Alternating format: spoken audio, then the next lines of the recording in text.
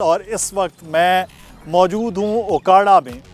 नाज़रीन, आपने हमेशा बचपन से ये सुना भी, पढ़ा भी, देखा भी कि पाकिस्तान एक ज़रई मुल्क है, लेकिन ज़रई मुल्क होने के बावजूद पाकिस्तान में ना फसलों में उस तरह से तरक्की आई, ना लाइफ स्टॉक में कभी उस तरह से तरक्की आई, बल्कि ख़बरें ये आती थी कि पाकिस्तान ने ये फसलें इतने अरब रुपए की एक साल में इंपोर्ट कर ली हैं।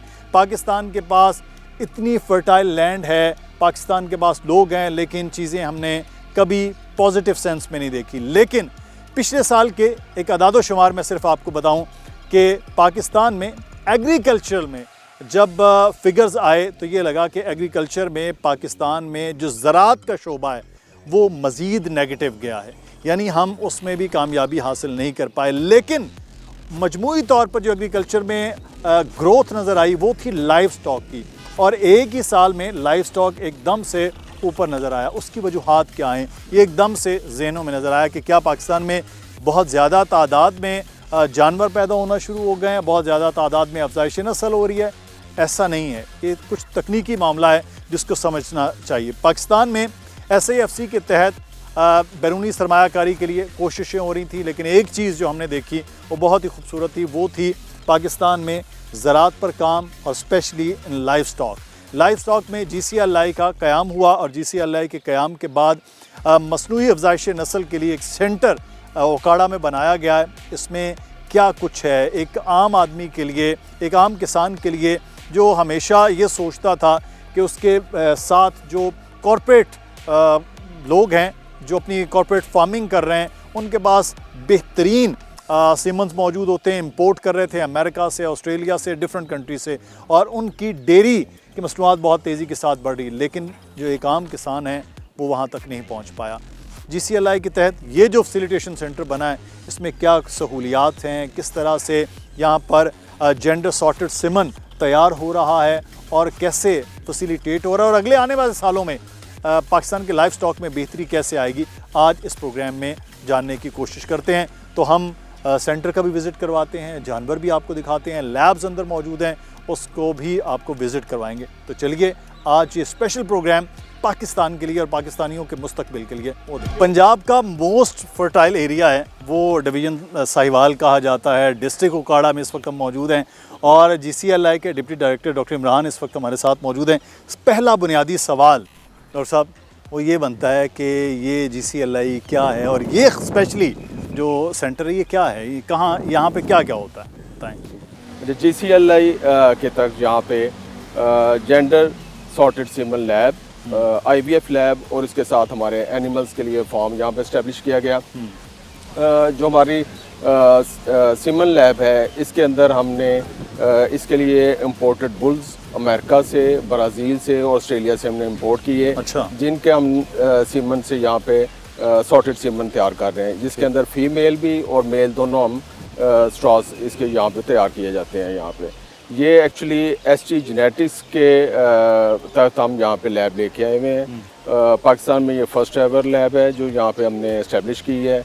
पाकिस्तान में अभी ये ईज़िली अवेलेबल कर दिया हमने फार्मर के लिए, जो स्ट्रॉज हैं, सॉर्टेड स्ट्रॉज हैं। इसके साथ साथ हम IVF लैब यहाँ पे इस्टेब्लिश हुई है।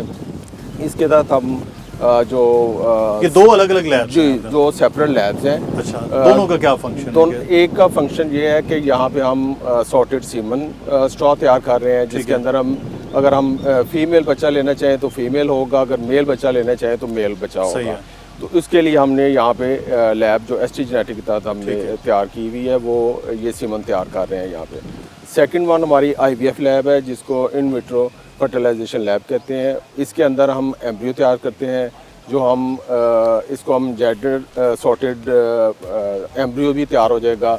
इसके अंदर हम मुख्तलिफ़ किस्म के एम्ब्रियोज तैयार करेंगे, जिसमें ब्राह्मण होगा। हम इसके अंदर वैग्यू का भी तैयार करेंगे। हम जो मीट पर्पज़ के लिए होंगे वो भी एम्ब्रियो तैयार होंगे, जो डेयरी फार्म्स के लिए होंगे, डेयरी पर्पज़ के लिए होंगे, वो भी हम तैयार करेंगे यहाँ पे। थर्डली जो हमारा इसमें सेक्शन है वो हमारा फार्म्स है, जिसके अंदर हमारे ये बुल्स हैं। हमारे पास रिसिपिएंट फीमेल्स अवेलेबल हैं। बुल्स डेफिनेटली रिक्वायर्ड हमें ST जेनेटिक में जो हमने सॉर्टेड स्ट्रॉ तैयार करने हैं उनके लिए बुल्स हमें चाहिए। हमने रिसेंटली अमेरिका से बुल इंपोर्ट की हैं, और हमारे ऑस्ट्रेलिया से भी बुल्स इंशाल्लाह जल्दी हमारे पास पहुंच रहे हैं। ठीक है। ब्राज़ील से हमारे पास आए हुए हैं, हमारे पास अराउंड को 12 ब्रीड्स हैं। अच्छा, यहाँ बड़ा डॉक्टर साहब सवाल है कि हमने कॉर्पोरेट में तो देखा है लोग इंपोर्ट भी कर लेते हैं ऐसे में, लेकिन एक आम जो फार्मर है जिसके पास 15, 20, 10 जानवर हैं वो करना चाहता है, तो इजी टू एक्सेस है, उसको ये फैसिलिटी मिल सकती है या मिल रही है, या ये भी है कि बस वो ख़ास या ये भी कॉर्पोरेट की तरफ है? जी, बहुत अच्छा आपका सवाल है। इसमें कॉर्पोरेट सेक्टर में डेफिनेटली वो इंपोर्ट कर रहे हैं, तो इसी वजह से हमने ये लैब यहाँ पे इस्टेब्लिश की है ताकि हमारे जो छोटा फार्मर है, जिसको हम छोटा कहेंगे कि जिसके पास 5 एनिमल है, 10 एनिमल है, वो उसके लिए एक्सेसिबल हो, वो ईज़िली उसके लिए एक रेट, डेफिनेटली उसके लिए रेट बहुत मैटर करता है कि जी मुझे कितना सस्ता मिलेगा, और एक्सेसिबल भी हो कि ईज़िली पाकिस्तान में अवेलेबल हो।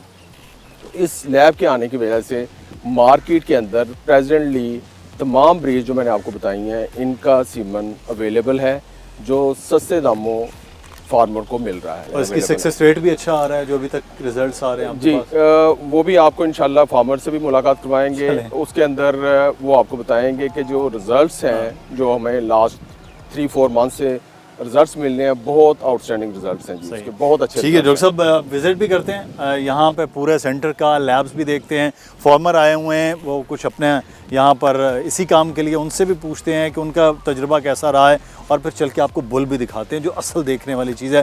तो दूर से बहुत ज़बरदस्त और बड़े खूबसूरत लगते हैं। चलते हैं, आपको दिखाते हैं डॉक्टर साहब। इस वक्त हम मौजूद हैं जेंडर सॉर्टेड सीमन लैब में, और यहाँ जो लैब के CEO हैं इरफान हबीब, वो मौजूद हैं, उनसे ब्रीफ लेंगे कि यहाँ बेसिकली क्या होता है। इरफान साहब, बहुत शुक्रिया आपके वक्त का। ये लैब हमें नज़र आ रही है, बड़ा ज़बरदस्त काम क्या है, क्या यहाँ पे वर्क क्या होगा? ये पाकिस्तान की पहली जेंडर सॉर्टेड सीमन लैब है जो कि ST जेनेटिक्स USA की टेक्नोलॉजी यूज़ करते हैं। पाकिस्तान में ये पहली जेंडर सॉर्टेड सीमन लैब है। इस वक्त हम ओकाड़ा में मौजूद हैं, आइए आपको विज़िट करवाते हैं। Sir please. अच्छा, ये लैब किस तरह से वर्क होता है, काम किस तरह से जो सीमन्स का है वो यहाँ प्रोसेस करते हैं? हम रा इजैकुलेट रिसीव करते हैं क्लाइंट से, उसके बाद हम इस सीमन की इवैल्यूएशन करते हैं। आइए आपको प्रोसेस दिखाते हैं। प्लीज़। यहाँ पास बॉक्स से हम रा सीमन रिसीव करते हैं। यहाँ पर सीमन की इवैल्यूएशन होती है, सीमन के डिफेक्ट्स चेक किए जाते हैं, उसके बाद सीमन की कंसल्टेशन ली जाती है। अगर हम सीमन क्वालिटी क्राइटेरिया मीट करता है जो कि ST जेनेटिक्स के स्टैंडर्ड्स के मुताबिक, उनके प्रोटोकॉल के मुताबिक अगर सीमन इनिशियल क्राइटेरिया मीट करता है तो हम उसको फिर सैंपल प्रिपरेशन के लिए ले जाते हैं। सैंपल प्रिपरेशन होती है यहाँ पर, जिसमें हम स्टेन लेवल सेट करते हैं। इसके बाद सीमन चला जाता है सॉर्टिंग मशीन्स के ऊपर। सॉर्टिंग मशीन में सीमन तकरीबन 8 घंटे प्रोसेस होता है, जहाँ पर हम मेल और फीमेल स्पर्म्स को अलग कर सकते हैं। कस्टमर की डिमांड के मुताबिक अगर उनकी रिक्वायरमेंट फीमेल सेक्स सीमन है तो उसको हम यूज़ कर लेते हैं, और अगर मेल जेंडर सॉर्टेड सीमन है तो हम वो उसके लिए तैयार कर लेते हैं। अभी तक जो रुझान है ज़्यादा हमारे पाकिस्तान में और ख़ास स्पेशली पंजाब में, वो किधर होता है, फीमेल सीमन्स की तरफ या मेल सीमन्स की तरफ? क्योंकि आज हमने पहले यही हमेशा सुना कि कटी हो जाएगी या बच्चियाँ हो जाएगी तो वही फ़ायदे में होता है। तो अभी कोई रुझान बदला है कि हम मीट की तरफ भी जा रहे हैं या अभी भी वही है फीमेल? मार्केट ट्रेंड हमेशा चेंज हो रहे होते हैं, और पाकिस्तान में इस वक्त बीफ का काफ़ी रुझान है। जो डेयरी फार्मर है जिसका मकसद मिल्क प्रोड्यूस करना है, उसको फीमेल जेंडर सॉर्टेड सीमन चाहिए होता है। और जो फैटनिंग फार्मर है जो बीफ प्रोड्यूस करता है, चाहे वो ईद के लिए कर रहा है या किसी प्रोसेसर को बेचने के लिए कर रहा है, उसकी प्रेफरेंस होती है उसके पास मेल एनिमल है जिसकी ग्रोथ ज़्यादा होती है। तो हमारे पास दोनों ऑप्शन मौजूद हैं। इस वक्त जो ज़्यादा डिमांड है मार्केट में वो फीमेल जेंडर सॉर्टेड सीमन की है। कितनी एक्यूरेसी यहाँ हमें देखने में आई है कि जो आप लोग वो कर रहे हैं सॉर्टेड, वो कितनी एक्यूरेसी कितनी है? जी, ये एक प्रूवन टेक्नोलॉजी है जो कि पिछले 15-20 साल से कमर्शलाइज्ड है। हमारे पास जो इसमें चांसेस जो हैं वो 90% और मोर।